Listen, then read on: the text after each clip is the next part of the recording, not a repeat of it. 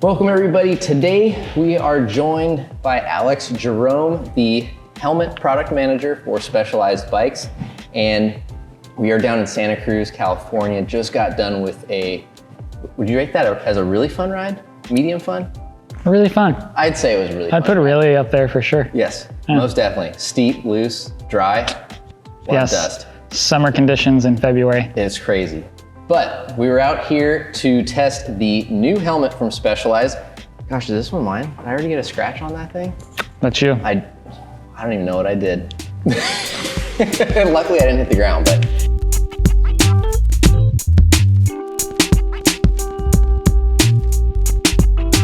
Alex, tell us about the new helmet, some of the features and what you were trying to do. Obviously it's part of a much larger helmet relaunch for Specialized, so yeah, fill us in. Yeah, totally. So we have the new Ambush here. Like you said, we launched the Tactic and Gambit in September. So this spring we have the new Ambush coming that's gonna sit above the Tactic in line at $180. And number one, you're gonna see that kind of same design language that we have going on with the Tactic and Gambit with that fixed visor. A couple things that allows us to do is keep the visor out of the way for riders and just keep as much ventilation and breathability as you can through that main center channel. A lot of our design language actually comes from some CAD studies and CFD studies we've done with these helmets, just trying to maximize that vent volume internally on the helmet.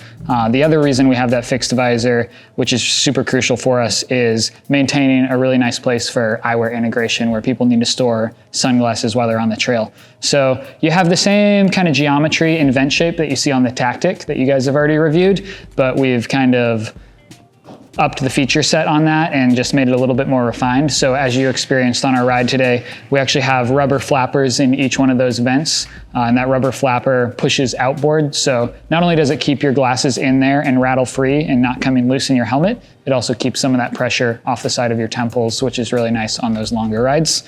And as we discussed on the trail also, you have that kind of ramp into that rubber flapper just to make it easier to get in and out. So your sunglasses store really easily and come out really easily on the trail. I gotta say that was something that was super impressive for me as someone who always sweats a bunch. I've always struggled with finding a good place to put glasses and I don't usually ride with the performance kind of style glass. I like the more the lifestyle stuff, and I had my 100% shades in there flipped up and I didn't hear them rattle once. They didn't move. I didn't even think about having to reach up and make sure they were still there. And I didn't feel them touching my head, which was really cool. Yeah, so you put them to the test for the ride because we definitely had some chattery trails for sure. We did.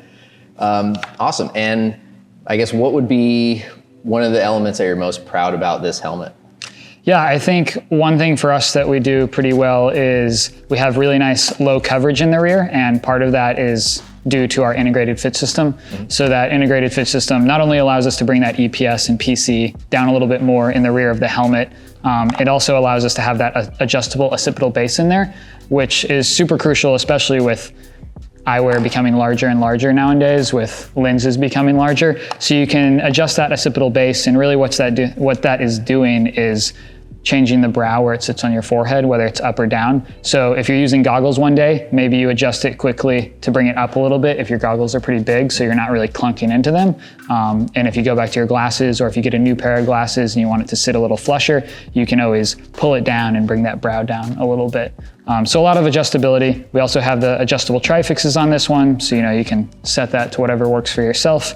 And then this helmet also has dual density foam. So not only is it pretty light for the extended coverage we have, a medium weighs certified at 360 grams. We're just getting a lot of really nice ventilation and breathability with that as well. Awesome.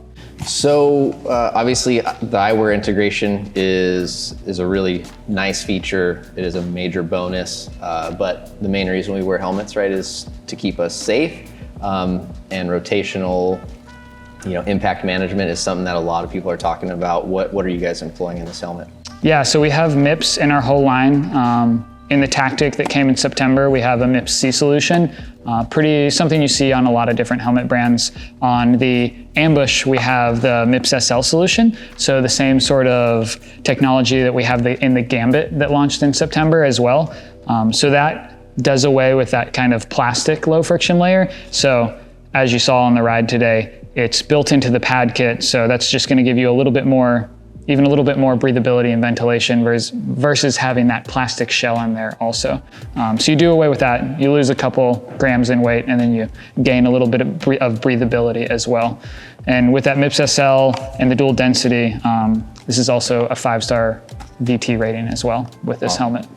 And some I've noticed with some MIPS helmets is there's almost like a lot of slop. It kind of feels totally. like sometimes there's noise that comes with it. And with that helmet, once I kind of got it adjusted in the back and got, it dialed in, it didn't feel like it was moving or rattling. Even like on some of those, washboardy braking bumps, like the helmet didn't feel like it was like twisting and moving all around, which was really nice. Yeah, that's one of the kind of the downsides of the C solution, because it has that kind of extra play and movement. But with the MIPS SL, you kind of lose all of that and it just feels nice and firm like a typical pad kit. Yeah. I don't think I've ridden a helmet yet with the SL solution in there, and you definitely feel a difference for sure. So I think the creakiness is also one that bugs a lot of people. Like sometimes, especially after you've had the helmet for a little while and you've gone through some weather during riding and stuff, you can get a little bit of creakiness, whereas this, you're never gonna get that with that type of setup. Awesome. Cool, man. Well, overall, super comfortable helmet. Obviously gonna be a pretty safe and durable helmet. When's it gonna be available and how many colors?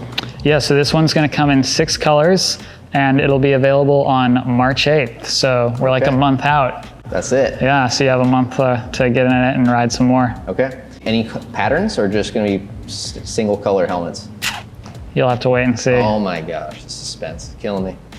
Awesome, man. Well, appreciate the time and you guys having me down here to ride some bikes today. It was a lot of fun, and luckily we didn't have to put them to the test. So exactly, yeah. I mean, what more can you ask for on a Tuesday afternoon? Yeah, so not bad, right? It's pretty good. Good day work. Exactly. All right, thanks, man. Appreciate it. Thank you, Drew. All right, thank you guys. If you have any questions about this helmet or the other helmets that Specialized has recently released, go ahead and ask them below, and we might reach out to you and have them get a couple responses if we can't answer, because chances are you know these helmets better than we do. I'm into it. Right on. Thanks, guys. Appreciate you watching, and we'll see you out on the trails.